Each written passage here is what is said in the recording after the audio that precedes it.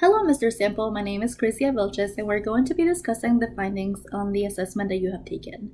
Here's a copy of the results so you can better see what area we're discussing. Before we get started, do you have any questions or concerns at the moment? If you don't, it's okay. You're welcome to ask me anything throughout the session. I see here that you're married and you currently have a manager position. That's great.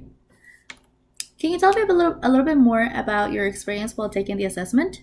Were you confused by any of the questions? You are welcome to answer these questions now, but we can wait until the end as well. So you completed the Beck Depression Inventory, the Beck Hopelessness Scale, the Beck Scale for Suicide Ideation, and the Beck Anxiety Inventory. These assessments help us measure where the client is in regards to his depression and anxiety. It also helps us see if these are mutually exclusive or not. As you see on the following page, your scores are as follows. For the Beck Depression Inventory, you received a 32. For the Beck Hopelessness Scale, you received a 13. For the Beck Anxiety Inventory, you received an 18. And for the Beck Scale for Suicide Ideation, you received a 2. These scores means that you are showing the stress due to depression, hopelessness, and the anxiety that you are feeling. This proves especially true for the future as it shows that you're holding little promise of an improved life.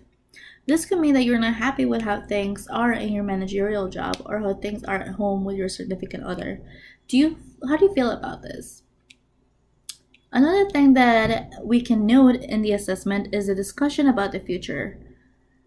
This means that you do not seem excited or optimistic about your future and therefore could have tempted towards your own life. Do you think this correctly interprets your feelings?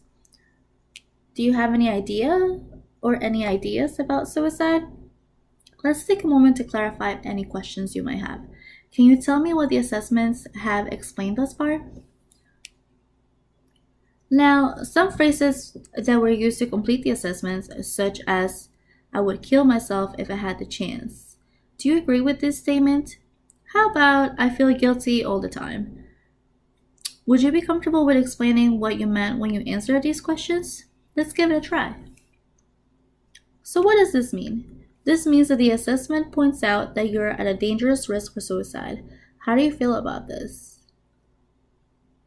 I do have to say that I appreciate you sitting here with me and going over the results, and I thank you for explaining the discrepancies between the answers. You are important, and I believe that knowing this information can now help you make a more informed decision about your well-being. Let's summarize what we have discussed. How would you summarize the information presented here and your feelings towards it? I think it will be beneficial to request the help of a professional to help you identify these stressors and help you feel more optimistic about your future. What do you think about that? How do you feel about what we have discussed? Do you have any questions or concerns? Thank you again for discussing these assessments with me today. We will make sure to work together to get you the support you need.